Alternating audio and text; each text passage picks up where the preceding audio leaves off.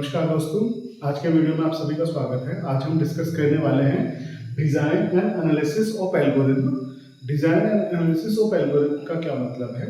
सबसे पहले तो हम ये समझते हैं, ये हमारा एक न्यू चैप्टर होने वाला है या फिर हम कहेंगे न्यू प्लेलिस्ट है। जो भी बच्चे इस वक्त थर्ड ईयर या फोर्थ ईयर में हैं उनके लिए बहुत इंपॉर्टेंट है ये टॉपिक। बीटेक या बीसीए दोनों में ही इम्पोर्टेंट है कि एल्गोरिथम सभी में आता है, चाहे वो इंटरव्यू हो, आपका प्लेसमेंट से रिलेटेड क्वेश्चन हो या गेट हो, सभी में ये पूछा जाता है। तो सबसे पहले हम समझते हैं कि डिजाइन और एनालिसिस ऑफ एल्गोरिथम क्या होता है। तो अब हम समझते हैं कि डिजाइन का क्या मतलब है और एनालिसिस से क्या मतलब है। मान लीजिए मेरे पास में कोई एल्गोरिथम है, तो उस एल्गोरिथम को लिखना या उसको बनाना ही हमारा कहलाता है डिजाइनिंग प्रोसेस। जब एल्गोरिथम को हम लिखते हैं कि उसके स्टेप्स क्या होंगे, कैसे कैसे वो प्रोसीजर को फॉलो करेगा, वही हमारा कहलाता है डिजाइनिंग प्रोसेस। ठीक है, मान लीजिए मेरे पास में एक एल्गोरिथम लिखना है, find the sum of two number. ठीक है, ये मेरे पास में एक एल्गोरिथम लिखने के लिए है। तो इसके मैं एल्गोरिथम को कैसे लिखूंगा? पहला स्टेप मेरा क्या होगा? फाइंड और स्टोर द गिवन नंबर, जिनका मुझे सम निकालना है। ठीक है, अब वो नंबर जैसे मेरे को आ जाएंगे, फिर मैं उसको क्या कर दूंगा? Store the addition in third number, जहां पर भी है थर्ड, और सम, और you can say result also. तो हम रिजल्ट में उसको स्टोर कर लेंगे and then after that we will print the sum और रिजल्ट। तो ये एक प्रोसेस हो गया मेरा एल्गोरिथम। तो ये जो मैंने लिखा है एल्गोरिथम, यही कहलाता है डिजाइनिंग। जब हम एल्गोरिथम को लिखते हैं सिंप्लीफाइड फॉर्म में, ताकि यूजर को समझ में आ जाए, वही हमारा कहलाता है डिजाइनिंग प्रोसेस। नेक्स्ट, इसमें जो सब्जेक्ट का नाम है analysis of algorithm. Analysis of algorithm का क्या मतलब है कि ये एनालिसिस को करना है, हमें इसको देखना है कि ये कितना टाइम कंज्यूम करेगा और कितना मेमोरी कंज्यूम करेगा। इसकी परफॉर्मेंस को एनालाइज करना है। इसकी परफॉर्मेंस को एनालाइज करना है, उसके लिए बहुत सारे पैरामीटर्स हैं, वो हम आगे डिस्कस करेंगे किस किस पैरामीटर्स पे हम इसको एनालाइज करने वाले हैं। इनमें मेनली आप लोगों ने सुना होगा time complexity and space complexity. इसको भी हम आराम से डिस्कस करेंगे।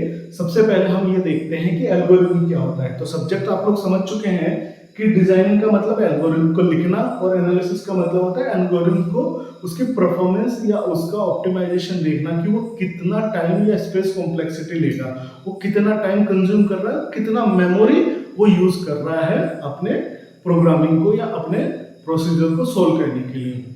तो अब बात करते हैं एल्गोरिथम क्या होता है। सबसे पहले एल्गोरिथम का मतलब होता है स्टेप बाय स्टेप प्रोसीजर। इसको हम कहेंगे step by step process to solve a problem. मान लीजिए आपके पास में कोई प्रॉब्लम है, उसको अगर मैं स्टेप बाय स्टेप लिख लूं, तो उस प्रॉब्लम को जो लिखने का तरीका है और उसको प्रोसेस है, उसको ही हम एल्गोरिथम कहते हैं। अगर मान लीजिए मेरे पास में कोई प्रॉब्लम है और उसको मैं स्टेप बाय स्टेप लिख लेता हूं, तो वो क्या हो गया? मेरा एल्गोरिथम। अब एल्गोरिथम के बहुत सारे कैरेक्टरिस्टिक्स भी होते हैं। कैरेक्टरिस्टिक्स का मतलब होता है कि एल्गोरिथम को कुछ रूल्स या पर्टिकुलरली कुछ नियमों पे खरा उतरना चाहिए। तो वो कैरेक्टरिस्टिक्स क्या है? सबसे पहला तो है हमारा इनपुट। देखिए, आपका कोई भी एल्गोरिथम हो, उसके अंदर इनपुट होना जरूरी है। जैसे कि इस एग्जांपल में अगर हम देखें कि मुझे दो नंबर का सम करना है, अगर मेरे पास में दो नंबर ही ना हो जिनका सम करना है, तो मैं किसका सम करूंगा? तो ये बहुत इंपॉर्टेंट रोल प्ले करता है कि जिसका मुझे सम करना हो वो दो नंबर तो मुझे मिलने चाहिए। तो वो क्या कहलाएंगे? मेरे इनपुट्स। तो ये बहुत इंपॉर्टेंट है कि एल्गोरिथम को डिजाइन करने से पहले मुझे इनपुट्स लेने हैं। मेरे पास में इनपुट्स होने चाहिए, तभी मैं एल्गोरिथम अच्छे से डिजाइन कर सकता हूँ। सेकंड है मेरा आउटपुट। आउटपुट क्या होता है? यहाँ पे अगर आप देखेंगे कि ये जो सम है, दो नंबर को मैंने ऐड करा और उसको स्टोर करा है किसी रिजल्ट या सम नाम के वेरिएबल के अंदर, तो ये जो सम है, रिजल्ट है, यही मेरा होगा आउटपुट। जो भी उन दो नंबर को सम करके हम लाएंगे, वो मेरा आउटपुट कहलाएगा। तो सेकंड कैरेक्टरिस्टिक्स क्या है कि एल्गोरिथम के अंदर आउटपुट भी होना चाहिए। कोई भी प्रॉब्लम है, उस प्रॉब्लम का जो सॉल्यूशन है वही आउटपुट होगा।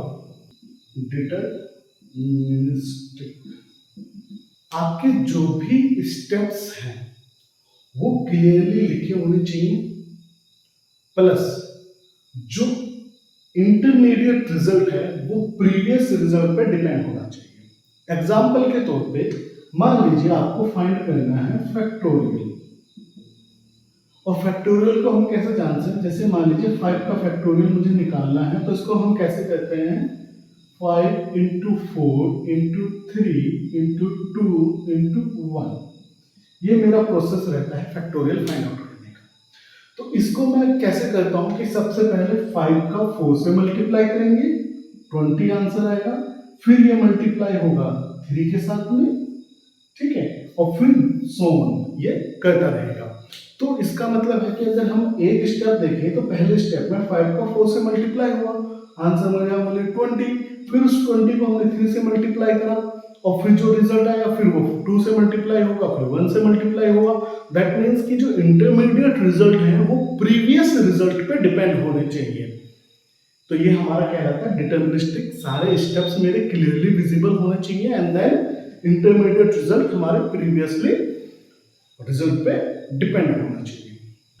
Next one is correctness. Correctness क्या कहता है, करेक्टरिस्टिक एल्गोरिथम का जो रिजल्ट मुझे मिला है क्या वो करेक्ट रिजल्ट है, क्या जो आउटपुट मुझे मिला है वो करेक्ट आउटपुट है। तो मान लीजिए मेरा फैक्टोरियल 5 का जो आंसर आना चाहिए वो 120 आना चाहिए, और वो दे रहा है 200, 300 या 500, क्या वो करेक्ट आउटपुट होगा, क्या वो करेक्ट रिजल्ट होगा, या क्या वो सही सॉल्यूशन है उस एल्गोरिथम का? The answer is no. That means कि हमारा नेक्स्ट करेक्टरिस्टिक्स कहता है कि जो भी रिजल्ट मुझे मिल रहा है वो करेक्ट रिजल्ट मिलना चाहिए। Next one is finiteness. जो मेरे एल्गोरिथम के स्टेप्स हैं वो लिमिटेड होने चाहिए, फिक्स्ड होने चाहिए, फाइनाइट होने चाहिए। ऐसा ना हो कि मैं सम का प्रोग्राम बना रहा हूँ या सम का एल्गोरिथम लिख रहा हूँ और उसके अंदर मैंने 10,000 स्टेप्स लिख दिए हैं, ठीक है, तो उस एल्गोरिथम का क्या फायदा है कि अगर मुझे 2 नंबर का एडिशन करना है और उसके अंदर 10, 15, 20, 50 मैंने स्टेप्स लिखे हुए हैं, तो मेरे एल्गोरिथम के जो स्टेप्स हैं वो फाइनाइट होने चाहिए, लिमिटेड हम इसको कहेंगे, या फिर हम कहेंगे फिक्स्ड होने चाहिए। ऐसा नहीं है कि अनलिमिटेड या इनफाइनाइट स्टेप्स मैंने लिख दिए अपने एल्गोरिथम के अंदर। And then next one is effectiveness. Effectiveness क्या कहता है कि आपका एल्गोरिथम इतना इजीली लिखा हो, इतने सिंपल वे में लिखा हो कि उसको आप कागज से पेन के थ्रू लिख सकते हो या कागज पे आप लिख सकते हो। ऐसा ना हो कि एल्गोरिथम आपने लिखा है और उसके लिए आपको एक सुपर कंप्यूटर की रिक्वायरमेंट है उसको लिखने के लिए। एल्गोरिथम बहुत ही सिंपल फॉर्म में लिखा होना चाहिए, इजीली लिखा होना चाहिए, ताकि उसको हम रीड करने से ही हमें समझ में आ जाए कि ये क्या कहना चाह रहा है और किस तरह की एक्टिविटीज के अंदर होगी या क्या प्रोसेस हम फॉलो करेंगे। तो जो भी हमारा एल्गोरिथम है वो इफेक्टिव फॉर्म में लिखा जाए। इफेक्टिव फॉर्म का मतलब है कि बहुत ही सिंपल लैंग्वेज के अंदर, प्लस बहुत ही क्लियर और यूनिक वे में क्लियर होने चाहिए, उसके सारे इंस्ट्रक्शन लिमिटेड होने चाहिए और बहुत ही आसान तरीके से लिखा जा सके। इसके लिए कोई अलग से सुपर कंप्यूटर या कोई अलग से प्रोग्राम की रिक्वायरमेंट ना पड़े, ठीक है। एल्गोरिथम लिखने के और भी बहुत सारे कैरेक्टरिस्टिक्स हैं, like precision, that means unique instruction होने चाहिए। आपका जो भी एल्गोरिथम हम लिखते हैं उसके अंदर जनरलिटी को हम फॉलो करेंगे, दैट मीन्स कि हमारे जो इनपुट्स हैं वो क्लियरली विजिबल होने चाहिए। जो इनपुट्स हम ले रहे हैं यहाँ पे वो हमें क्लियरली विजिबल होने चाहिए। तो ये कुछ कैरेक्टरिस्टिक्स हैं एल्गोरिथम के। तो अब हमने सबसे पहला जो हमारा टॉपिक है हमने वो समझा है कि designing and analysis of algorithm क्या होता है, या design and analysis of algorithm.